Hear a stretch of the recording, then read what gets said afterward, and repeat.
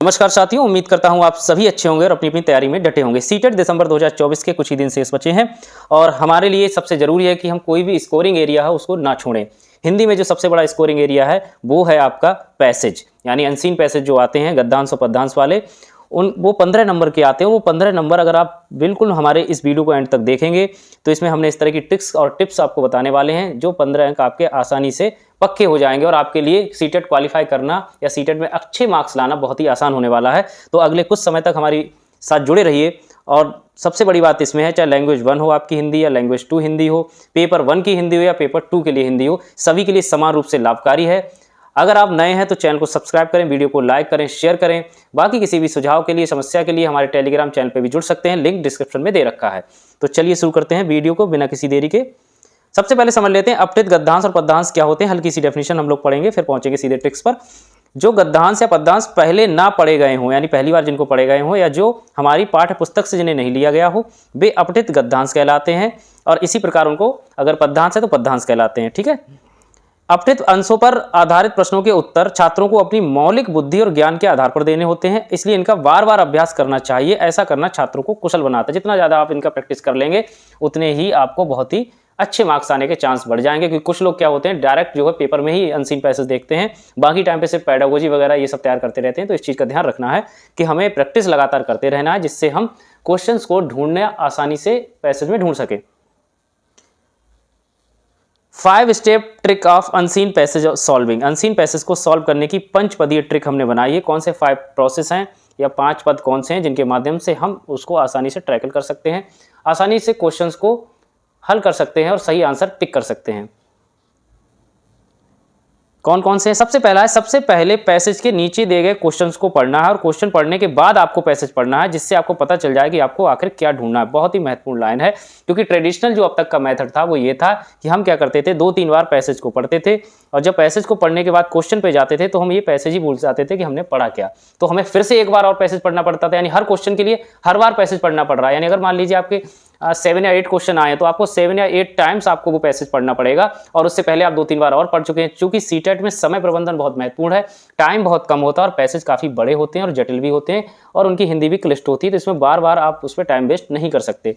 तो सबसे पहला तरीका क्या है, आपको क्वेश्चन पढ़ना है, उसके बाद उनको पैसेज में ढूंढना है। ये मैं इसलिए कह रहा हूँ, जैसे मान लीजिए आप किसी मेले में हैं और आपको किसी को ढूंढना है और आपको अगर किसी ने ये बता दिया कि उसकी कलर मतलब टी शर्ट लाल कलर की है, ब्लैक कलर की है, तो आप उसको उस हिसाब से ढूंढेंगे कि ब्लैक कलर वालों को ही देखेंगे।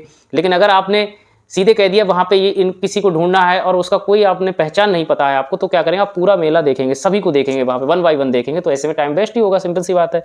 तो हमें टू द पॉइंट रहना है, हमें समय का बहुत सदुपयोग करना है सीटेट में। दूसरा क्या है, पैसेज में के क्वेश्चन में आपको कुछ कीवर्ड मिलेंगे।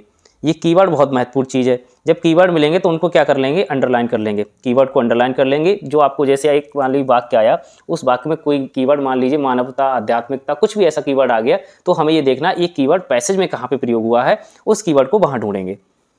तीसरा है, पूछे गए प्रश्नों को पढ़िए तथा गद्यांश में उनके संभावित उत्तरों को रेखांकित करते जाइए। ये बहुत महत्वपूर्ण है। लोग क्या करते हैं, पेन चलाने से परहेज करते हैं।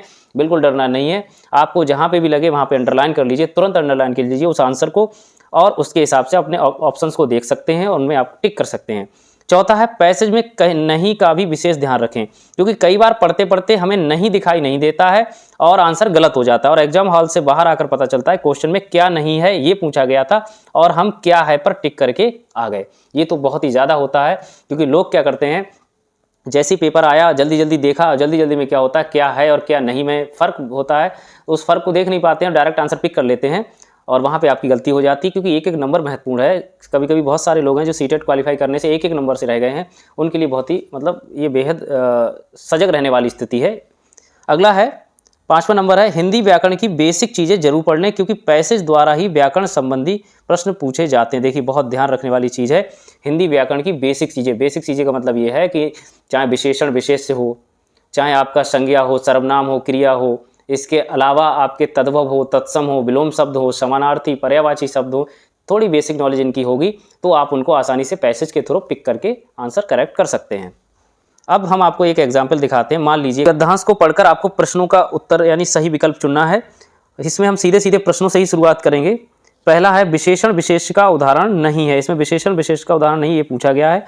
ऑप्शंस आपके ये दे रखे हैं, जैसे रूपात्मक परिवर्तन।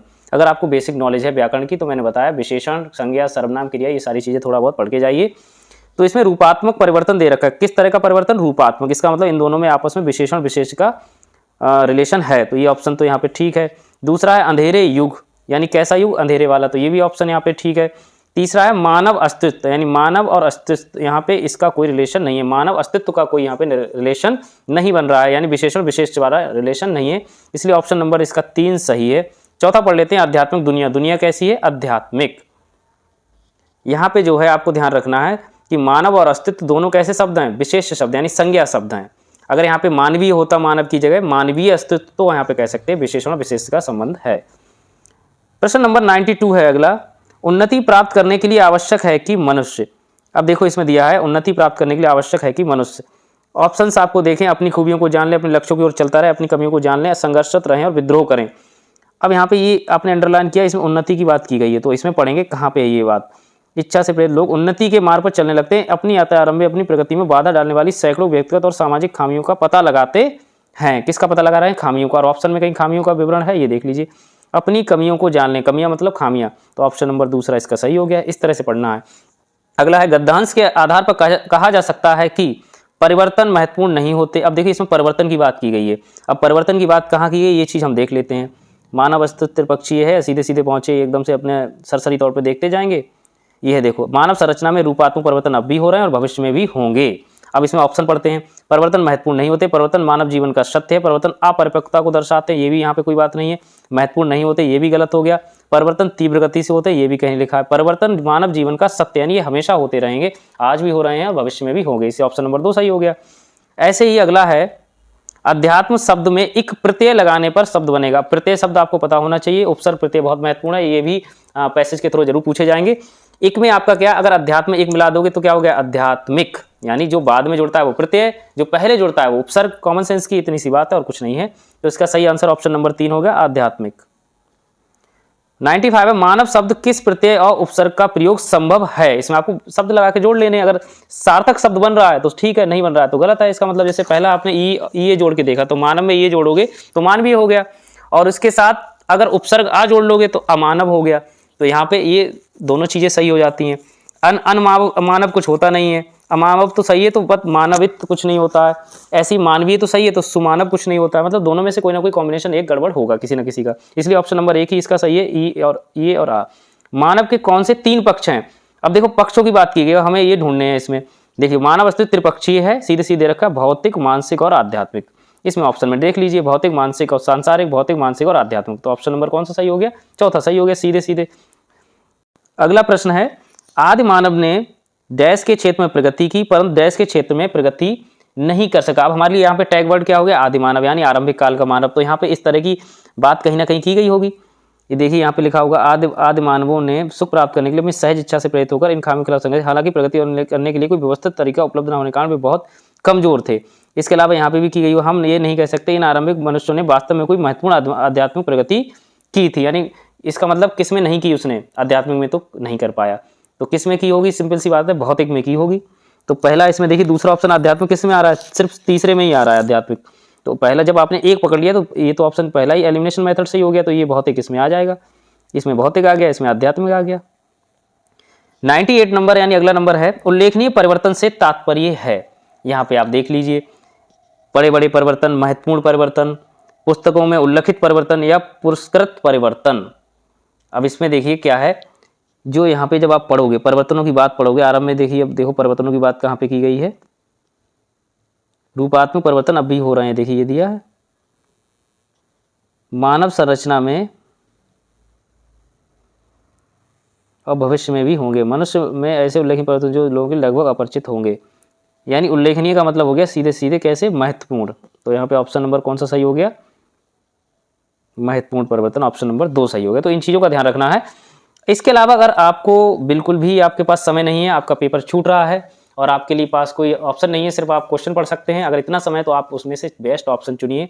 जो सेंटेंस लिखा हुआ है उसमें भी आपके सही होने के चांस काफ़ी बढ़ जाते हैं, क्योंकि पॉजिटिव सेंटेंस को चुनना है, और वही अक्सर अनसीन पैसेज में वही चीज़ लिखी होती है, तो ये भी आप कर सकते हैं। बात करते हैं हम पद्यांश को कैसे सॉल्व करेंगे। तो कविता आपकी दे रखी है, अगर आपके पास समय है आप एक बार पढ़ भी सकते हैं, कविता में कोई दिक्कत नहीं, छोटी सी होगी तो उसमें एक बार पढ़ लेंगे तो इतना टाइम भी नहीं और इंटरेस्टिंग भी होती है। आप एक बार में सरसरी नज़र से अगर पढ़ लेंगे तो उसका भाव समझ में आ जाएगा, कविता का भाव क्या है। ये कविता मान लीजिए दी गई है, कट गया है शीश पर ये शीश झुका नहीं है, राही उसी का नाम है जो राह में रुका नहीं हो, एक दिन प्रकाश होता है कितना भी अंधकार हो, सत्य की विजय सदा असत्य की हार हो, सच्चाई में साथ रहे सच्चाई साथ में रहे कैसा भी अपना अंत हो, सत्य की विजय सदा असत्य की हार हो। इस तरह की एक कविता है। अब हमें क्या करना है, जैसे मान लीजिए कविता में सर्वाधिक बल दिया गया है, अब इसमें देखिए सत्य की विजय सदा, इस तरह की बात इन्होंने की गई है, सत्य की विजय सदा, कई जगह सत्य का प्रयोग हुआ है, तो सीधी सी बात है यहाँ पे किसकी बात की गई है, सत्य की बात की गई है, तो ऑप्शन नंबर 3 सही हो गया। अंधकार का प्रतीक नहीं है, आपको ढूंढ रहा है, अंधकार देखो बुराई, निराशा, चुनौतियां, ये सब क्या है इनका, ये अंधकार का ही तो दूसरा नाम है, तो इसमें तो आपको वो भी नहीं देखना है, काव्य पंक्तियां भी देखने की जरूरत नहीं है। ऑप्शन नंबर 4 ही सही हो गया, समाधान, ये ऐसा कुछ नहीं है। कविता के अनुसार राही की विशेषता, अब कविता के अनुसार राही उसी का नाम है जो राह में रुका नहीं, देखिए यहाँ पे हमें मिल गया ये टैग वर्ड। हर तरह से काम निकालना, हर तरह के मार्ग पर चलते रहना, हर परिस्थिति में विजयी रहना, हर परिस्थिति में कार्यरत रहना, उन्होंने सीधे सीधे कहा है आपको रुकना नहीं है, यानी हर परिस्थिति में आपको कार्यरत ही रहना है, तो ऑप्शन नंबर 4 सही हो गया इसका।